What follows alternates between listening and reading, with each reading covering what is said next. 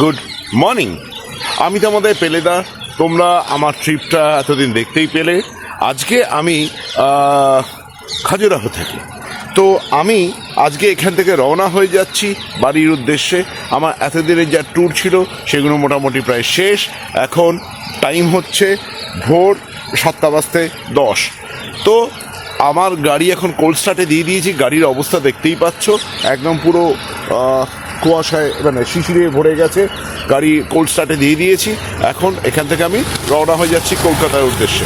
By the way, তোমাদেরকে আমার এই লাস্ট যে হোটেলটায় উঠেছিলাম সেই হোটেলটা একটু দেখিয়ে দিই একবার। এই যে হোটেলটায় উঠেছি, এই হোটেলটার নাম কাসা দি উইলিয়াম। তো এই হোটেলটা 1987-এ তৈরি হয়েছিল এবং ব্যবস্থা ঠিক আছে, ভালোই, বেশ ভালোই। রুম চার্জেসটা কত জানো? মাত্র 600 টাকা সিঙ্গেল অকুপেন্সির জন্য। ডাবলের জন্য হয়তো 1000 টাকা হতে পারে।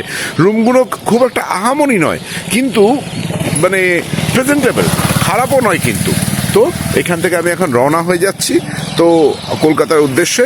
কতক্ষণে কলকাতা পৌঁছোই? আজকে তো পৌঁছবো না, আগামীকাল পৌঁছবো। আজকে বারাণসীর ওপর দিয়ে যাচ্ছি। আজকে যে রুটটা ধরছি আমি বারাণসী হয়ে আমি কলকাতার উদ্দেশ্যে রওনা হচ্ছি। হ্যাঁ, কারণ ছত্তিশগড় হয়ে গেলে আমাকে এক্সট্রা প্রায় 200-300 কিলোমিটার ঘুরতে হবে। তো বারাণসী হয়ে যাচ্ছি হাইওয়ের ওপর দিয়ে। আশা করি আমার কোনো অসুবিধা হবে না। তাহলে চলো, রওনা হয়ে যাচ্ছি বাড়ির উদ্দেশ্যে। আজকে কোথাও একটা স্টে করে নিয়ে যাবে, কালকে বাড়ি পৌঁছবো। ঠিক আছে, চলো। রওনা দিলাম কলকাতার উদ্দেশ্যে। আমাদের খাজুরাহো থেকে বেরোতে হলে আমাদেরকে পান্না রিজার্ভ ফরেস্টের মধ্যে দিয়েই আমাদের ব্যাক করতে হবে। আমি তোমাদের আগেই বলেছি, আগের ভিডিও কোনো যারা দেখেছো তারা জানো ব্যাপারটা। পান্না রিজার্ভ ফরেস্ট থেকে খাজুরাহোর ডিস্টেন্স হচ্ছে মাত্র 25 কিলোমিটার। তো সেই রাস্তা ধরে আমাদের ব্যাক করতে হবে এবং পান্না রিজার্ভ ফরেস্ট হচ্ছে আমার ডান দিকে। এবং এই রাস্তা ক্রস করার পর এখানে একটা ঘাটি আছে। ঘাটি ক্রস করার পর পান্না বলে একটা টাউন আছে। তো সেই টাউনটাকে ক্রস করে সেখান দিয়ে আমাদেরকে এগিয়ে যেতে হবে।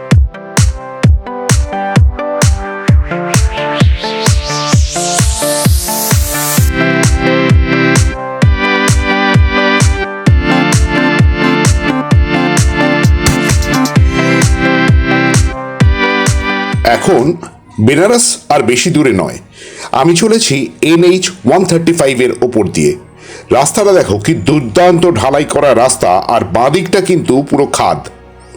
কি পাহাড় প্রথমে বুঝতে পারিনি, পরে বোর্ড দেখে জানতে পারলাম এটা হচ্ছে বিন্ধ্যাচল পর্বত। এবং এই রাস্তাটার সিনিক বিউটিটা দেখো শুধু।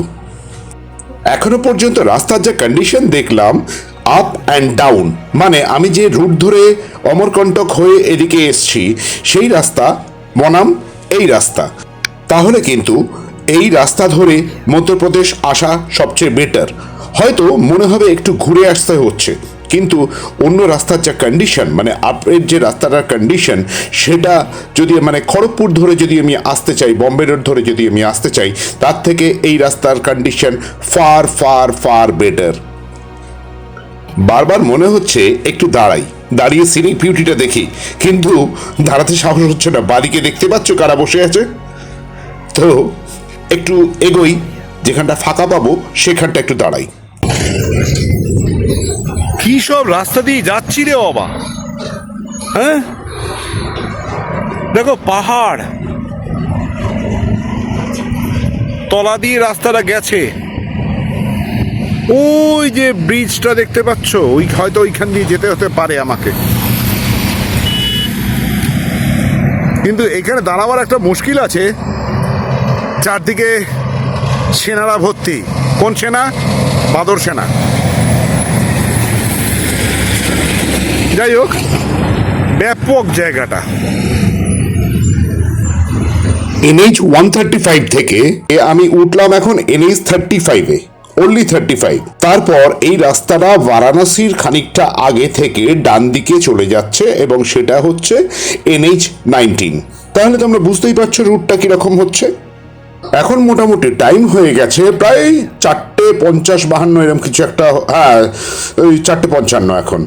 তো এখন ঘড়িটা না দেখেই বলছিলাম, তো মোটামুটি অন্ধকার হওয়া পর্যন্ত আমি গাড়ি চালাতে থাকি, তারপর কোথাও একটা স্টে করা যাবে। তবে সামনেই যা রুট ম্যাপে দেখতে পাচ্ছি, সামনেই হচ্ছে সাসারাম, মানে ঔরঙ্গাবাদ সাসারাম। তো ওখানে একবার স্টে করেই যাই। আচ্ছা, মাথায় একটা প্ল্যান এলো যে আমি তোমাদের একবার বলেছিলাম যে শেরশাহ সমাধিটা তোমাদের দেখাবো প্রদেশ ট্যুর করে ফেরার সময়। তাহলে চলো প্ল্যানটা একটু চেঞ্জ করছি, আজকে ওখানে স্টে করে যাই, আর কাল সকালে তোমাদেরকে সমাধিটা দেখিয়ে তারপর বেরোবো। Good morning. তো আজকে আমি সাসারাম থেকে, গতকাল রাত্রে তোমাদের দেখানো হয়নি, আমি খুব টায়ার্ড হয়ে গেছিলাম, যে শুয়ে পড়েছিলাম। তো আমি সাসারামে এসে উঠেছি, যেখানে শেরশাহের সমাধিস্থল রয়েছে। তো সেখান থেকে আমি এখন বেরিয়ে যাচ্ছি। এখন টাইম হচ্ছে 6:40। এখন শেরশাহের সমাধিস্থল, যেটাকে কালা তাজমহল বলে, তো শুনেছি সেরকমই। তো সেখানটা একবার জাস্ট একটু ঘুরে ওখান থেকে বেরিয়ে যাব, কারণ আমি যতটুকু শুনলাম যে পার্কটার মধ্যে রয়েছে, সেই পার্কটা নাকি সকাল 10টার আগে খোলে না। তাহলে আমি এখন তো বেরিয়ে যাচ্ছি বাড়ির উদ্দেশ্যে। আমাকে এখন প্রায় 572 কিলোমিটার মতন যেতে হবে। এখন আমি ওই পার্কের পাশ দিয়েই যাচ্ছি, যদি ভেতরে ঢুকতে পারলাম তো ভালো, নাহলে বাইরে দিয়েই তোমাদের সমাধিস্থলটা একবার দেখিয়ে দেবো। ভেতরে দেখার কিছু নেই, ঠিক আছে? তাহলে রওনা হয়ে যাচ্ছি তাজমহলের দিকে, কালো তাজমহলের দিকে। চলে এসেছি শেরশাহের সমাধির সামনে। তোমরা সবাই জানো শেরশাহ সম্বন্ধে, আমরা ইতিহাস বইতে আমরা সব কিছুই পড়েছি। তিনি 5 বছর রাজত্বকালে ভারতের কত উন্নতি করেছিলেন। আজকে যে রাস্তাটার নাম হচ্ছে গ্র্যান্ড ট্যাঙ্ক রোড, মানে আজকে যে রাস্তার ওপর দিয়ে আমরা জিটি রোড বলি, যে রাস্তা কলকাতা থেকে দিল্লি পর্যন্ত আমরা গাড়ি নিয়ে যাতায়াত করি, সেটা নতুন তৈরি হয়েছে, কিন্তু পাশ দিয়ে ওল্ড জিটি রোড যেটা ছিল সেটা ওনার হাতেই তৈরি। ওরা ওই রাস্তার, আমি উর্দু নামটা আমার মনে নেই, যাই হোক সেটা আমি পরে জানিয়ে দিচ্ছি তোমাদের। তো সেই 5 বছর রাজত্বকালের মধ্যে এটি একটি তার কি বলবো বড় কাজ ছিল তার। তো 5 বছর রাজত্বকালে সেই সময় ওনাকে হত্যা করা হয়েছিল চুনের ফোর্টের মধ্যে। একটি কামানের ভয়ঙ্কর রকম বিস্ফোরণ ঘটিয়ে ওনাকে হত্যা করা হয়েছিল, এবং তার সমাধি এখানে করা হয়েছিল, কারণ শোনা যায় যে ওনার জন্মস্থলও নাকি এইখানেই। টিকিট কাটা হয়ে গেছে, আমার হাতে তোমরা টিকিটটা দেখতে পাচ্ছ। তোমাদের একটু দেখিয়ে দিই, এই যে টিকিটটা 25 টাকা করে টিকিট, ঘুরে যাচ্ছে বারবার। যাক, আমি এখন ভেতরে ঢুকি, তারপর তোমাদেরকেও দেখাচ্ছি। এই যে আমি এখন ভেতরে ঢুকে গেলাম। তো এখন তোমাদেরকে ভালো করে দেখাই ভেতরটা কীরকম। একটা বড় ঝিল মতন রয়েছে, এই ঝিলের ঠিক মাঝখানে সমাধিস্থলটা। এইরকম একটা গেট রয়েছে, সেই গেট দিয়ে ওপরে উঠতে হচ্ছে। ঢুকে গেলাম ভেতরে। ভিডিও ক্যামেরা কিন্তু এখানে অ্যালাউড না, অনলি মোবাইল অ্যালাউড। ভেতর দিকটা দেখে নাও একবার।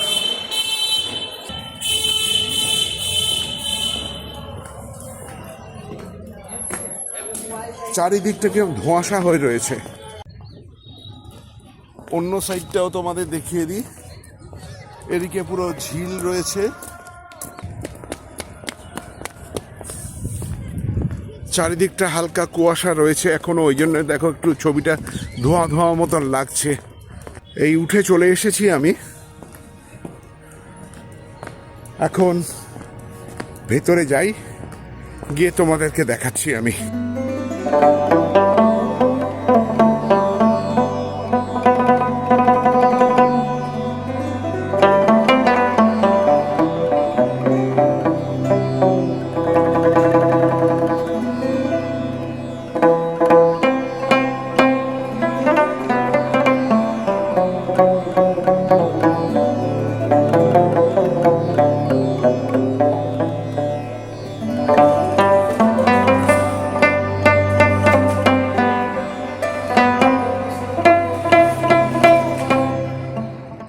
যে লাল চাদর দেয়া, এটা হচ্ছে শেরশাহ সমাধি।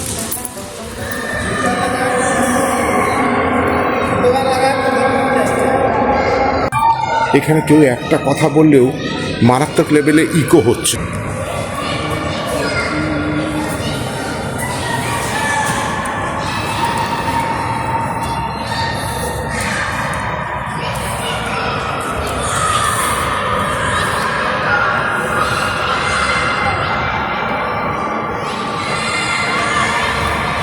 এইটা শেরশাহ সমাধি, আর বাকিগুলো ওনার ফ্যামিলি মেম্বারদের।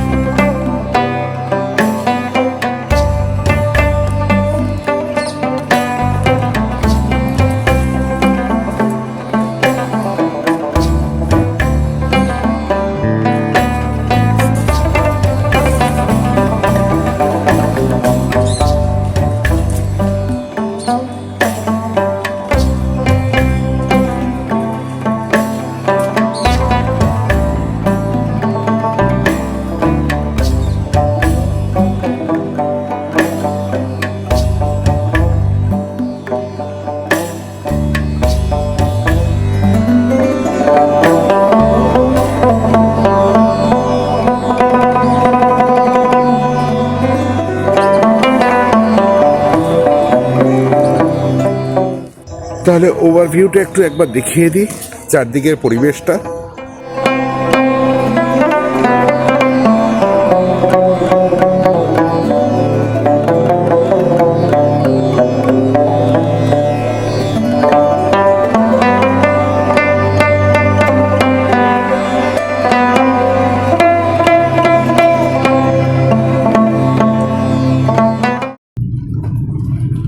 এদিকে ব্রিজের ওপর দিয়ে আমি যাচ্ছি, মনে হচ্ছে টেহেরিয়ান সোন নদীর ওপর দিয়ে যাচ্ছি। আর ওইদিকে সাইডে তোমরা দেখতে পাচ্ছ কিনা আমি জানি না, ওখানে বন্দে ভারত এক্সপ্রেস যাচ্ছে। এখানে আমি বেশি জোরে চালাতে পারছি না, কারণ সরু ব্রিজটা। এই প্রথম মনে হয় গাড়ি চালাতে চালাতে নিজের ভিডিও নিচ্ছি আমি। গাড়ি ভেতরটা দেখো কি অবস্থা, ছড়িয়ে ছত্রাকার অবস্থা একদম। বন্দে ভারত এক্সপ্রেসটা বেরিয়ে চলে গেল, যাক আর কি করা যাবে, ওর গতি তো আমি ধরতে পারবো না।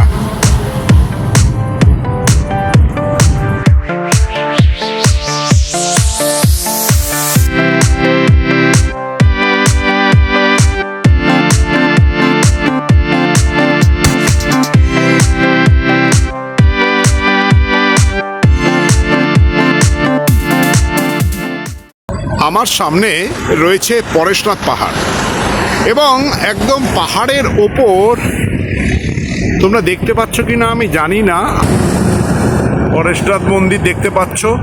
ফুল জুম করেছি, তবে এইরকম আসছে, জানো আমার ক্যামেরা এরকমই, এর বেশি তো আমি কিছু করতে পারবো না।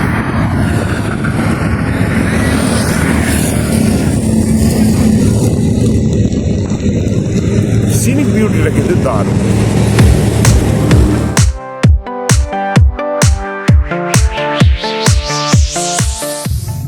তাহলে অবশেষে বাড়ি পৌঁছে গেলাম। এখন টাইম হচ্ছে 8:10। সারাদিন যা ধকল গেছে তো বুঝতেই পারছো। তো এখন বাড়ি থেকে ঢুকে রেস্ট নিই, আর টোটাল এপিসোডগুলো একটা একটা করে দেখো, কেমন লাগছে জানিও। আর যদি প্রতিটা ভিডিও তোমাদের ভালো লেগে থাকে তাহলে একটা লাইক, শেয়ার অ্যান্ড সাবস্ক্রাইব করে দিও। বাট একটা কথা বলে দিই, যারা সাবস্ক্রাইব করেছো তারা কিন্তু আর সাবস্ক্রাইব করো না, তাহলে কিন্তু আনসাবস্ক্রাইব হয়ে যাবে। অনেকে এটাই ভুল করছে কিন্তু। আর আমি তাহলে যদি তোমাদের ভালো লেগে থাকে তাহলে একটা কিন্তু লাইক দিয়ে দিও। তাহলে আমার এই ব্লগটা, মধ্যপ্রদেশের ব্লগটা এখানেই শেষ করছি। দেখা হবে আবার নতুন অন্য কোনো ব্লগে। তাহলে টাটা।